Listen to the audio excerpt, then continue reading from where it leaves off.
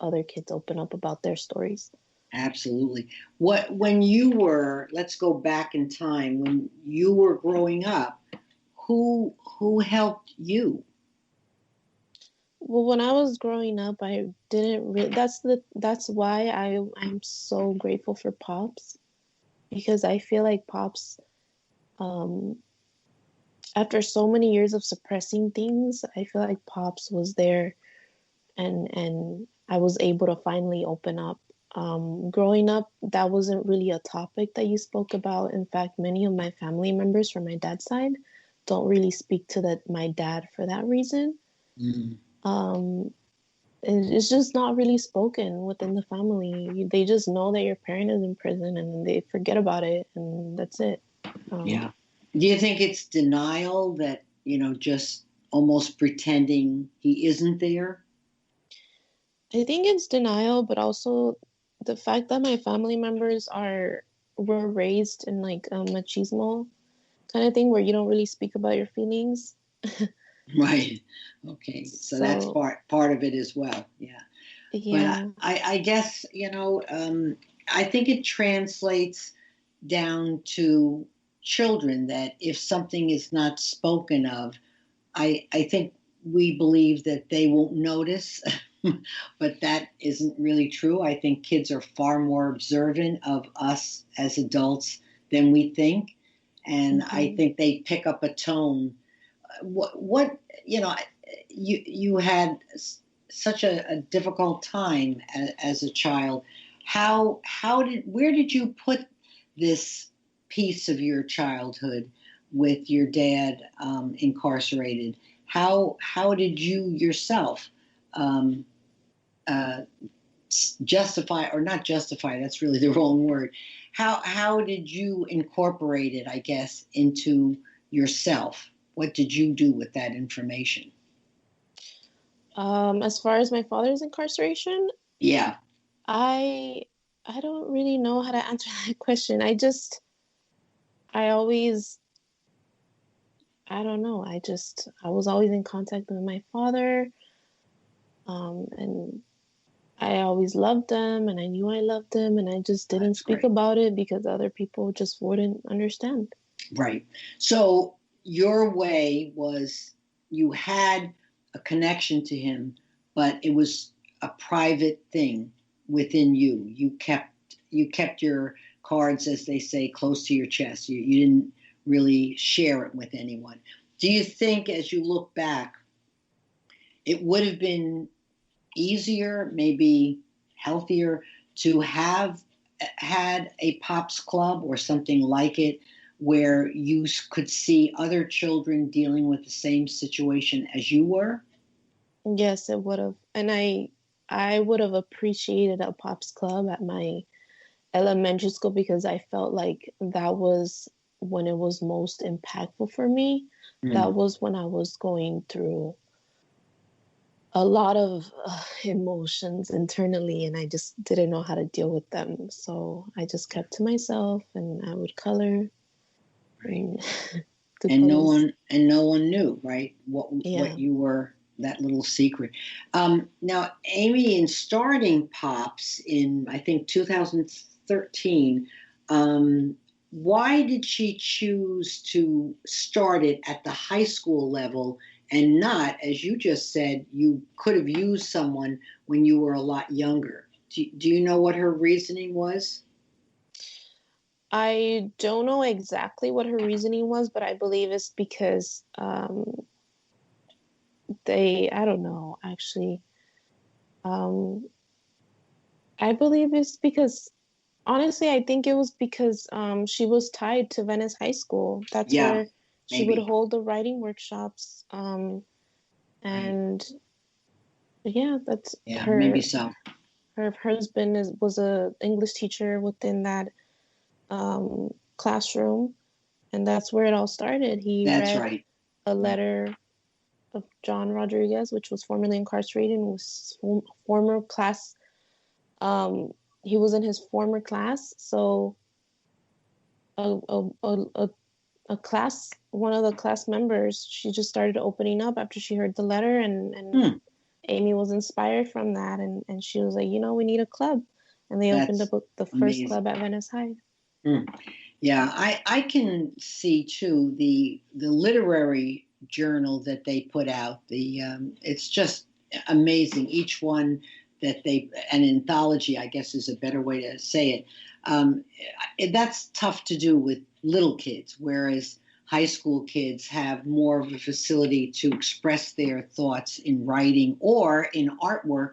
Or the two guests I spoke to before you talked about film, documentary film. And that's Hmm. another wonderful creative outlet to share your story. So Yeah. now at Pops, what exactly is your role?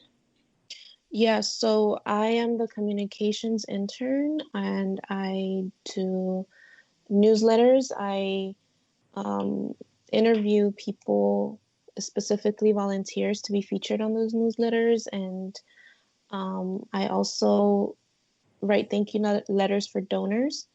And I have opportunities to go to site visits sometimes and observe. And yeah, that's my role. Oh, that's great. Can you tell us, we have a few minutes left, when you say site visits, what do you mean by that? Well, you just go to different pops clubs at different high schools, and you observe and you see if they need anything or how the club is being ran. Oh, Yeah. and how many different sites are there that you visit? I was visiting recently, I was visiting two, the Venice site and the James Monroe. And my supervisor and they were visiting, we're split up. I see. So I was visiting two of them and they were visiting other areas in LA. Okay. Now, I wanted to ask you, as an almost graduate, you're pretty much there. What are your long term goals for yourself? What would you like to do with your diploma?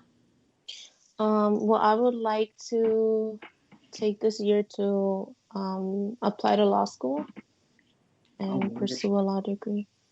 And why the law? I was just always inspired by my parents' stories. My dad, he was convicted for first degree murder, which behind the court's reasoning for first degree. Sorry, the court's reasoning for first degree was that he thought of pulling the trigger 3 seconds before he did, and that was premeditated. Hmm. Um, and he didn't even know the people he was followed. He didn't know the people, so I don't that. And then my mom as well, like she went to county when she was pregnant of me. She came out before I was born, and that was because of difference of attorneys. Her attorney was able to negotiate with the state, and they dropped all her charges, so she was very lucky. Yes, she was. Otherwise, she would have been in prison right now if it had not been for her attorney, and I Mm. would have been in foster care. Yes, I she would have probably grown was. up in foster care. Yeah. So you see the impact of a good lawyer, and that's what you will do with your life. I think that's a wonderful, wonderful goal, Karen, and certainly I wish you well. That's sensational. Thank you so very, very much for sharing your stories. We didn't even mention your mom. You just did. So you have really had both parents. Of course, she got out before you came along, but Mhm. that's a rare experience. So you had a lot of tumultuous events growing up, returning to Mexico, coming back here, and then going back there again. When's the last time that you went to Mexico? I actually went in 2018 because my Oh, grandfather passed away. oh, But I I was see. only there for like 2 days.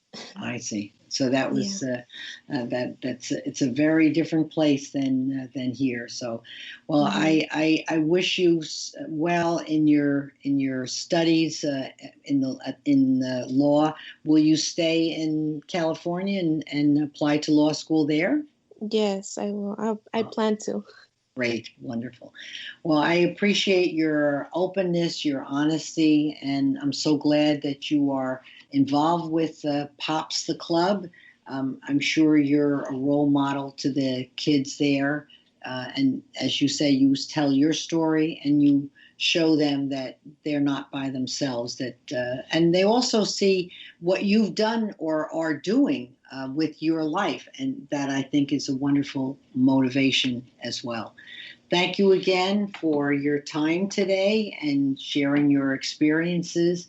And I want to let our listeners know that if you have any comments or questions, please write to me at pursuing.justice5@gmail.com. And we will be seeing everyone next time. We have another Pops Club student to interview the next time. Thank you again, Karen.